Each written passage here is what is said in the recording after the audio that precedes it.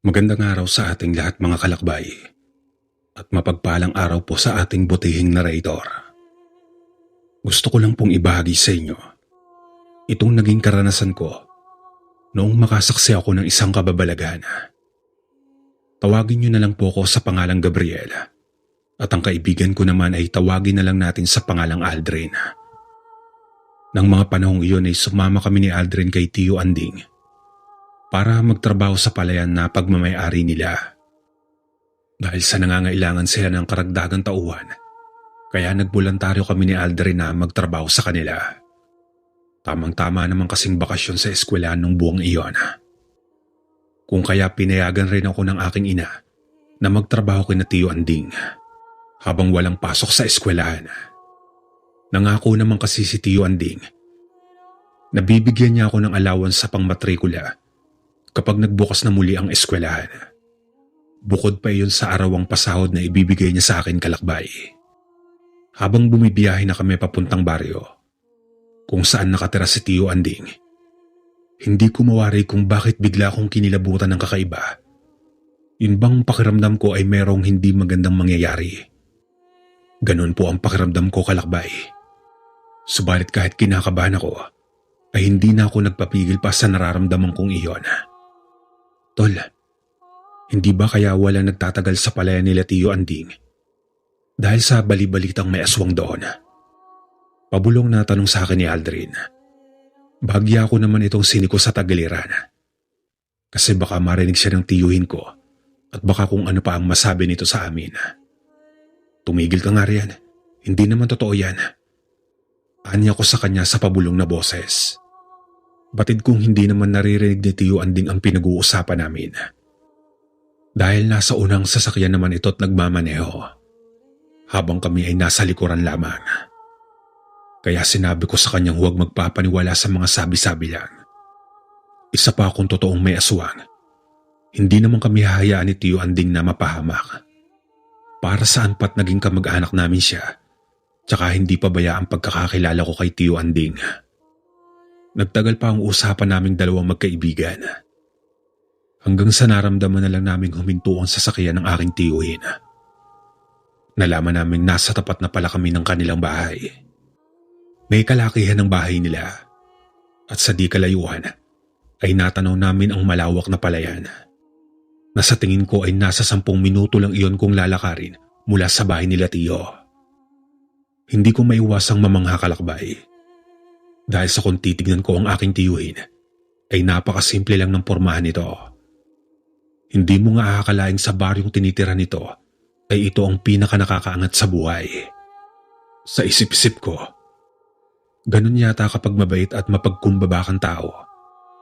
Palagi kang pagpapalain ng Panginoon, basta't huwag ka lang mayabang at mapang-apak ng iba.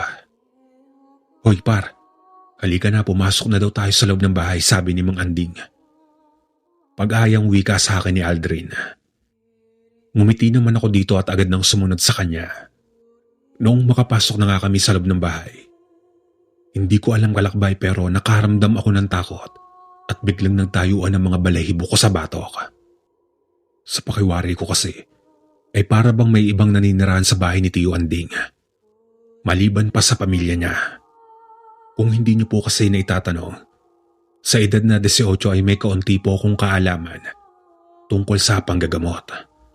Kung kaya nakakaramdam ako kapag may kakaibang nilalang sa paligid. Manggagamot kasi ang ama ko kalakbay. Kung kaya may kaunti akong nalalaman. Naging utusan niya kasi ako kapag nanggagamot na siya ng taong may sakit. Kaunting paliwanag ko lang po sa akin na titirikan ng bahay ng tiyuhin ko. Nasa malapit na sa paanan ng bukirin ng kanilang bahay. Hindi ko naman masasabing liblib yun. Dahil nakikita ko naman na may mangilang-ilang kapitbahay sila. Isa pa tingin ko naman ay may nakatira pa sa bandang unahan ng palayang natatanaw ko. May mga kabahayan pa kasi roon kalakbay. Pero sandali pa akong nagulat nang may nakasalubong akong matandang babaeng may bitbit na basket. Na sa tingin ko ay mga labahin niyon. Matalim iyong nakatitig sa akin, kaya ako na lamang ang nag-iwas ng tingin. Kaagad namang sinabi ni Tio Anding sa pamangkin niya Nasamaan umano kami sandalit ituro kung saan kami pwedeng mamalagi. Sinabi naman ng matanda sa amin na sumunod na lamang kami sa kanya at dadalhin niya kami papunta sa matutuluyan namin. Ikaw bata, pwede bang lumayo ka ng kaunti sa akin? Naaalibadbaran kasi ako sa iyo eh. Nagulat naman ako sa sinabi sa akin ng matandang si Aling Duday. Sandali naman siyang tumingin sa akin at muling nagwika ng, "Yang suot mong medalyon, pwede bang ipasok mo sa loob ng damit mo? Masyadong nakatiwangwang."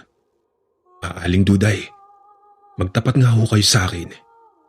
Hindi ho kaya, hindi ko na natuloy pa ang sasabihin ko nang biglang sumabat si Aldrin sa usapan namin at sinabi sa akin sundin ko na lamang ang utos ni Aling Duday kasi baka mas lalo pa itong magalit sa amin. Kaya yun nga ang ginawa ko, kalakbay. Kaagad ko na nga ipinasok sa loob ng damit ko ang suot kong medalyon ni Arkanghel na iniregalo pa sa akin ng aking lolo noong nag-edad 18 na ako. Kaya palagi ko na yung isinusuot saan man ako magpunta. Makalipas lang ang 10 minuto, ay narating na nga namin ang kauna-unahang bahay na nasa bungad ng palayan. Kaagad namang sinabi sa amin ng matanda na iyon ang magiging tirahan namin habang nagtatrabaho kami sa palayan. Matapos kaming samahan ni Aling Duday, ay agad na itong naglakad palayo. Sinundan ko na lamang ng tingin ng matanda at napansin kong para bang balisa ito at hindi magkamayaw sa pagkamot sa katawan. Anong nangyari sa matandang yon? Parang kakaiba kasi ang ikinikilos. Sambit ni Aldrin at napapailing. Kinabukasan ay maaga kaming nagising ng kaibigan ko. Matapos namin makapag-almusal, ay kagad na kaming pumunta sa palayan para tumulong. Sinabihan naman ng asawa ni Aling Duday na si Mang Dani na ito na ang bahalang magturo sa amin sa palayan kung ano ang dapat namin trabahuin. Nalaman ko ring matagal ng katiwala ni Tiyo Anding ang mag-asawa at ayon kay Mang Dani ay malaki ang utang na loob niya sa tiyuhin ko. Ito kasi ang nagpaaral sa kanilang apo at mula nang mapadpad sila sa baryong ito ay iyon ang sumagip sa kanila at binigyan sila ng trabaho. Pero kahit na nakikitaan ko ng kabaitan si Mang Dani, ay hindi ko maiwasang makaramdam ng kakaiba sa kanya. Kutob ko kasing may itinatagong lihim ang mag-asawa. Kaya dahil sa pakiramdam na iyon, ay naging mapagmatsyag ako sa aking paligid. Batid ko kasing habang abala kami ng kaibigan ko sa paggagapas, ay tila ba may nakatingin sa amin. Kaya naman noong napalingon ako, ay hindi ako nagkamali. Nakita kong titig na titig sa akin si Mang Dani at para bang binabasa nito ang katauhan ko. "Bakit po, Mang Dani? May problema ho ba?" Kabadong tanong ko sa kanya. Nakatayo lang kasi ito sa di kalayuan at matamang pinagmamasdan ako. Wala naman. Sige na, ituloy niyo na ang trabaho." Wika nito at naglakad na palayo. Kinahapunan matapos namin magtrabaho, ay pumunta na kami sa pahingahan namin. Magkalapit lang kasi ang bahay na pahingahan namin at ang bahay ng mag-asawang matanda. Kaya naman natatanaw namin sa may bintana ang sino mang papasok sa kanilang bahay. Kinagabihan noon pasado 8:00 pa lang, ay nagpapahinga na kami at nagpapantok ng kaibigan kong si Aldrin. Pero habang nakahiga ako, ay hindi ko alam kung bakit hindi ako mapakali ng mga oras na iyon, kalakbay. Tapos ramdam na ramdam ko pa ang bigla ang pag-init ng suot kong medalyon. Kaya hinawakan ko ang medalyon ko. Tapos ay bahagya ko pa itong nabitawan, sapagkat nung mahawakan ko iyon, ay tila ba napapaso ako. Kasunod naman noon ay ang mahinang pag-atungal ng aso sa labas ng bahay. "Teka tol, may alagang aso pala sina Aling Duday. Hindi ko alam yun ah. Wala kasi akong nakitang aso sa bahay nila kanina." Dagli ang wika sa akin ni Aldrin. Napatingin naman ako sa kabilang higaan kung saan nakahiga ang kaibigan ko at nagwikang na huwag niya nang pansinin ang naririnig niyang pag-atungal ng aso at matulog na lamang ito dahil may trabaho pa kami bukas. Ilang minuto pa ang lumipas. Nakita kong tuluyan ang nakatulog ang kaibigan ko. Nang sa walang ano-ano, ay bigla na lamang akong nakarinig ng mga yabag ng paa. at para bang papunta iyon sa gawin ng bahay na pinagpahingahan namin. Kaya ang ginawa ko ay nagkunwari na lamang akong natutulog. Baka kasi ang mag-asawang matanda lang iyong naririnig kong naglalakad papalapit sa bahay. At baka may kailangan lang. Ngunit lumipas pa ang ilang minuto ay hindi ko na narinig pa ang mga yabag.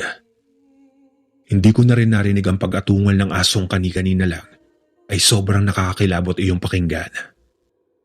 Lumipas pa ang mga araw ay palaging ganun pa rin ang sitwasyon namin magkaibigan. Na sa tuwing sumasapit ang gabi ay talagang ganoon na ganoon. At paulit-ulit ang naririnig namin pag-atungal ng aso at kasunod noon ay ang mga yabag na tila ba nagtatakbuhan. Nalaman din namin ni Aldrin na walang alagang aso ang mag-asawa. Kaya nagtataka kami kung kaninong aso iyong naririnig namin tuwing gabi. Kaya naman isang desisyon ang napagplanuhan namin magkaibigan. Isang gabi noon pasado 9:00 na ng gabi. Noong marinig na naman namin ulit ang nilalang na umaatungal. Kaya naman kaagad na kaming sumilip sa siwang at tinignan ng parte ng bahay ng mag-asawang sina Aling Duday at Mang Dani.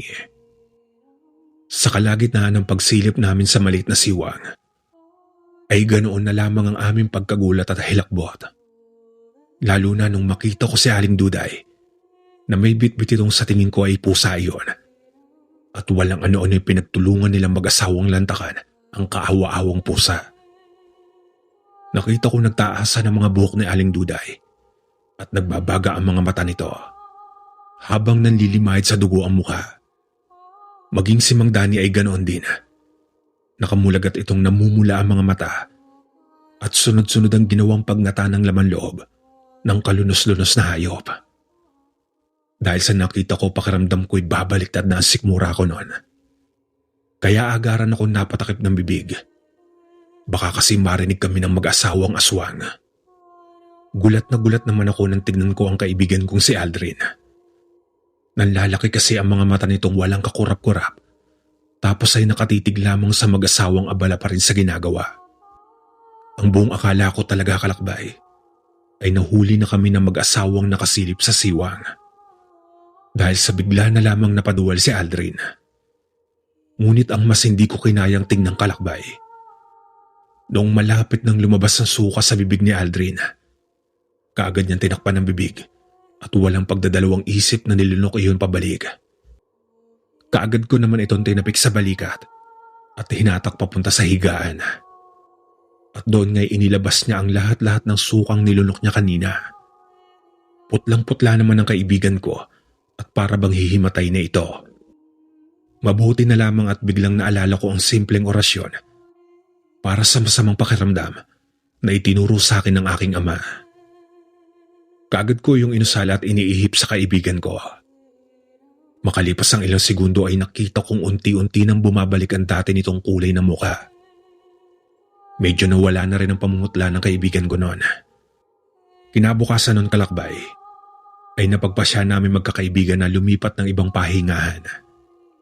Dahil hindi na namin kaya pa na maging kapitbahay ang mag-asawang katiwala ni Tio Anding. Pero kung sakali mang hindi papayag si Tio Anding, ay uuwi na lamang kami. Mabuti na lang at nung nag-request kami kay Tio Anding, ay nagwika naman itong sa bahay na lang nila kami umuwi at may isa pa namang kwartong bakante doon. Tinatanghalian nung makasalubong ko ang mag-asawang aswang. Hindi sila makatingin sa akin ng kalakbay.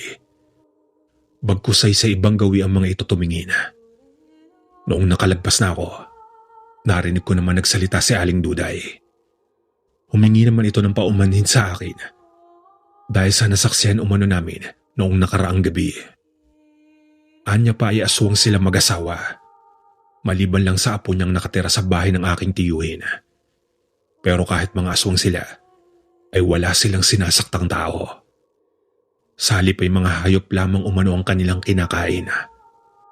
Simula noon kalakbay, ay wala naman akong nababalita ang nawawalang tao o may nasasaktan dahil lamang sa aswang. Hindi na rin namin tinangkang sabihin pa kay Tio ang nasaksihan namin. Bagkus ay pinanatili na lang naming lihim iyon dahil sa nakitaan naman naming mabait ang mag-asawa. Hanggang dito na lang po ang aking kwento mga kalakbay. Maraming salamat.